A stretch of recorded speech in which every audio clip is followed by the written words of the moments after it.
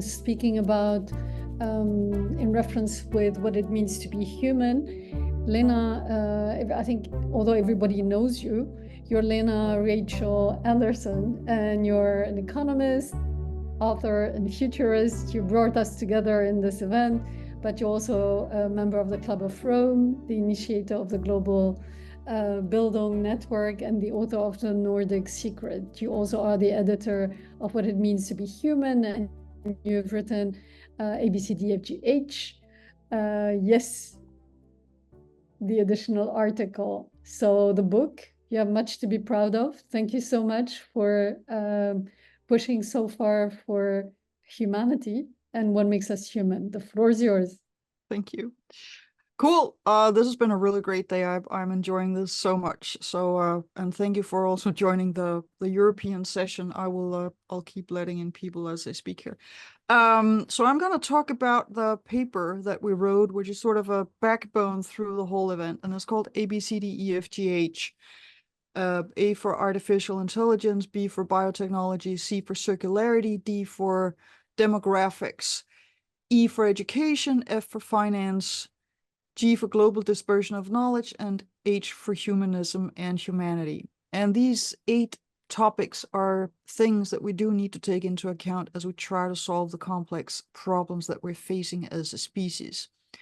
If somebody could share the link to the article in the chat, that'd be great. Not that you're supposed to read it while I speak, but at least you can have access to it afterwards.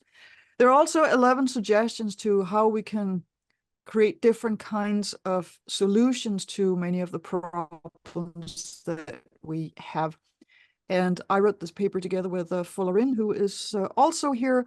Fullerin, can you turn on your camera and maybe just wave to everybody so that people can see you? Because we've been discussing what are the things that we need to do differently. Thank you, Fullerin. So we wrote this paper together, and one of the 11 solutions that are in there is my idea for a polymodern economy, which is part of our maybe not finance exactly, but definitely money and how we structure the economy. And when economists look at the economy, there are 2 sort of things they talk about. They talk about microeconomics and macroeconomics. And macroeconomics is basically the household of the state. So it's nation state or national economy. And then microeconomics is households and companies. And they tend to forget that there are all kinds of different like associations and cooperations and different models for money exchange and exchange of value. And so the economic models that we have for the nation state with the microeconomics inside it is actually not looking at all the different kinds of economy that's going on, but that's just within the state. And these models were created when states had mainly physical goods that either were bought and sold inside the country or traveled across borders with customs papers and a lot of barriers for trade. And so there was a difference between inside the country and outside the country. Then came the digital economy, and the nation states are completely open with regards to the transfer of digital code, which is a lot of the products that we're producing right now. So we have a global economy for which there aren't really any generally known economic models. We don't have a macroeconomic model that deals with global trade and that everybody learns at business school or when they study economy at the university. So we have tech giants that start in one place, and contrary to when people built factories and created cars and furniture, and that was where they made their money, there was a geographical gravity to where they would sell their things. There would be a distance from the factory that decided how far away they could export their things. With the digital economy, once you have a digital product, it is global from the moment you release it, particularly if it is in English. And when we pay for it, we pay with credit cards, and we got all this code that travels around the globe, which means that in the old economy, the physical goods economy, if you had a very successful company in a little country like Denmark, you could only become so rich. If you had a very successful company in a big country like the United States, you could become even more rich, but also just so rich. Now you can export to the entire globe and have it as one big market. And you can amass a lot of powers. You can become immensely rich, and you can start buying up startups and smaller companies, which means that we now have a global economy where when young people say, hey, I'm going to make a startup and I'm going to make a fortune, it's not because they're going to sell a lot of stuff. It's because they're going to create a company where somebody buys the company. So we have these tech giants that keep buying up smaller companies that have done all the research and development for free, and some of them fail and we never hear about them. Other of the startup people become billionaires. So this is completely new structure in the global market. And meanwhile, we're still human, and we need to be meaning making in a human way.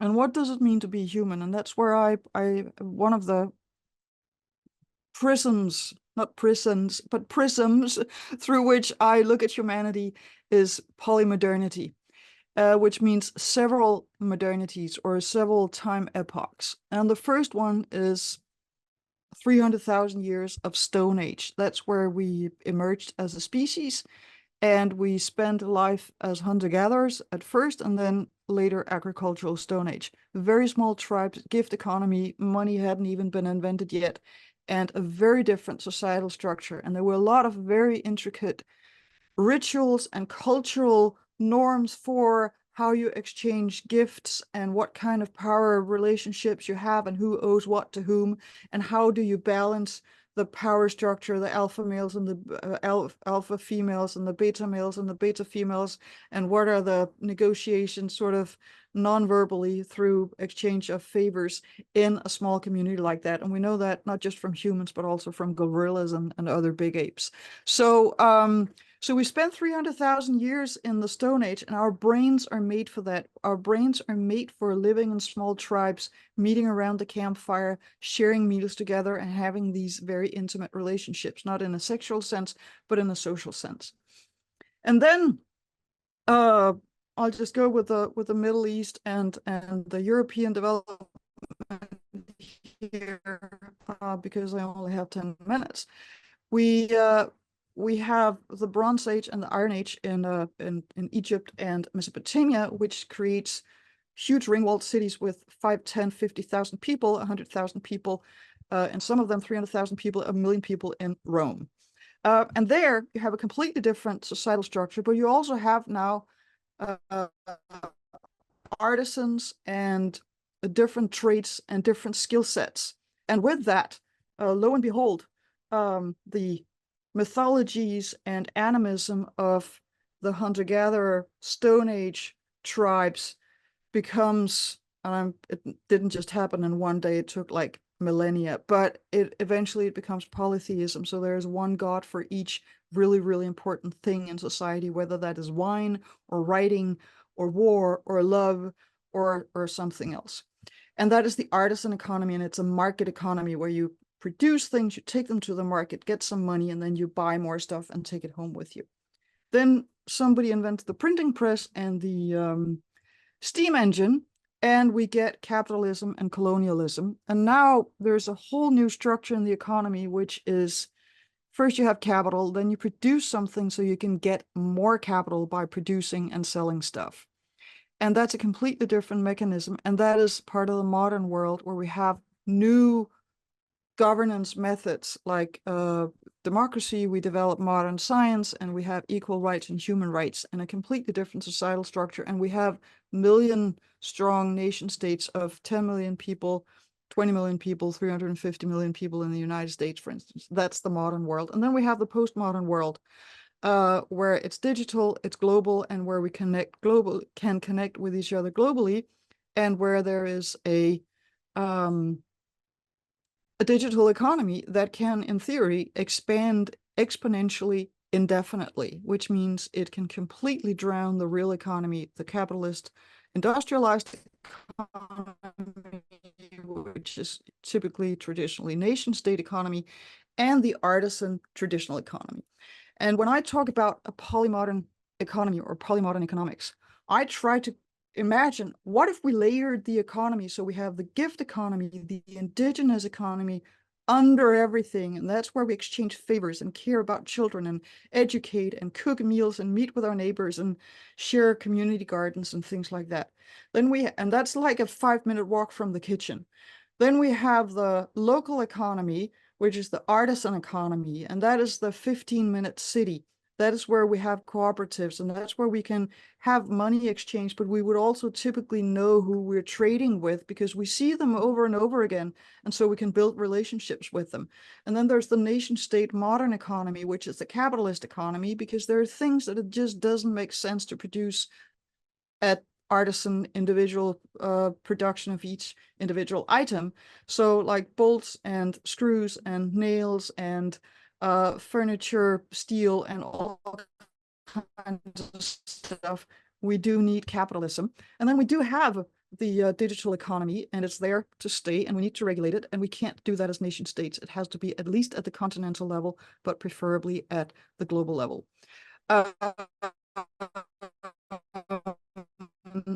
And if we could, and that's my hypothesis, my working hypothesis, and what I share in the article about a polymodern economy, is that if we could organize our taxing, our auditing, our local communities, our national economy, and our continental economies, deliberately looking at what takes place in which strata of the economy, and how can we, because in the caring economy, the gift economy, there's room for everybody. In the local artisan economy, it's very easy to integrate people who cannot compete in the global market.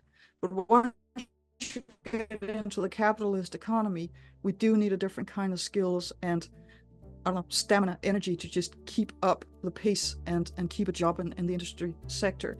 So we could create an economy that is multi-layered or poly-layered, and where there is a possibility for everybody to fit in, contribute with something, and maybe not earn a lot of money, but maybe have a lot of connections and get 3 meals per day and a nice place to stay and a place to show up, being part of something and contributing to something because they produce something of value that would actually work in that context. So it's a different way of looking at the economy, and I just introduced it about 6 months ago, and I hope that a lot of people will read about it and discuss it and come back to me with comments, and so that's what I'm hoping for today also.